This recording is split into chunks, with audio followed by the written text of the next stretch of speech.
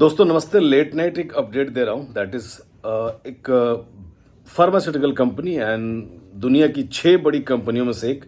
जी हाँ, मैं बात कर रहा हूँ लुपिन के बारे में। एंड लुपिन ने आज अपना रिजल्ट पोस्ट किया है। रिजल्ट में कुछ चीज़ें मुझे बेहद मतलब बहुत ही अच्छा लग रहा है, तो रिजल्ट्स के डिटेल में थोड़ा आपके साथ शेयर करूँगा। एक चीज़ है कि रिजल्ट में जो सेल्स के डाटा है, यहाँ per year of the year सिर्फ 3% की ग्रोथ दिख रही है।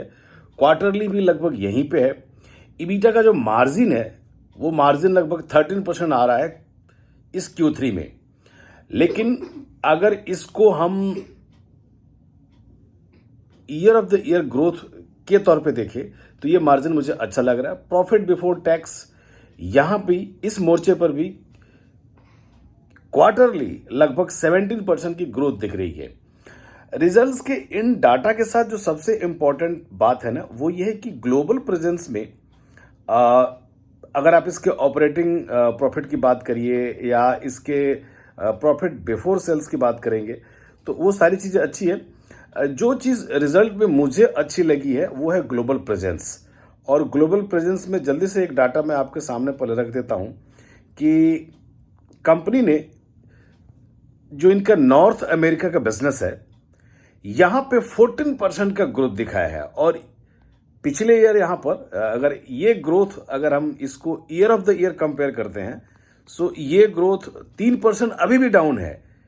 लेकिन इस क्वार्टर में वहां पर एक जंप मिला है। और मैं थोड़ा आपको याद दिलाना चाहूंगा कि कोर्ट के बाहर जाकर के लुपिन ने अपना एक मामला एडजस्ट किया था।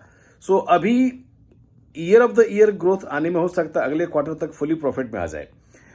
इंडिया में अभी भी लगभग 4% का हम नीचे चल रहे हैं सेल्स के डाटा। जो यूरोपियन मिडल ईस्ट हैं, यहां पे ईयर ऑफ द ईयर 11% का ग्रोथ दिख रहा है। सो यहां पे एक चीज है ना, एक और जो चीज निकल के आई है वो है एपीआई। आपको भी पता है कि एपीआई जो एक्टिव फार्मा इंग्रेडिएंट्स कंपनी बनाती है, यहाँ पे ग्लोबली हम लगभग 9 से 12% का ग्रोथ दिखा रहे हैं। सो इस तरीके से ऑलमोस्ट ये रिजल्ट मुझे काफ़ी आकर्षक लग रहा है। और वहाँ पे मैं एक दो डाटा आपके सामने रख दूंगा कि नॉर्थ अमेरिका में जो सेल्स के डाटा है इस Q3 में लगभग आया है 15,271 करोड़ का। सो जंप यहाँ पे लगभग 14% का है। लास्ट ईयर ये डाटा लगभग 12,195 अप्रॉक्स 13,000 के आसपास था। सो ये सारी चीज़ें मुझे अब यहाँ से इशारा कर रही है कि धीरे धीरे हो सकता है लुपिन के जो दुर्दिन है वो बीत जाएंगे। आपको भी पता है कि Brazil, Mexico, Philippines, Australia, Europeans, middle east and even African countries में भी इस कंपनी की प्रेजेंस है। ग्लोबल एपीआई जिसकी बात मैं कर रहा था, सेल्स का जो डाटा है इस Q3 में ये लगभग 12% अप है compare to the last time की जो डाटा है। लास्ट टाइम सिर्फ 8 या 9% था। कंपनी अपने रिसर्च एंड डेवलपमेंट में पैसे खर्च कर रही है।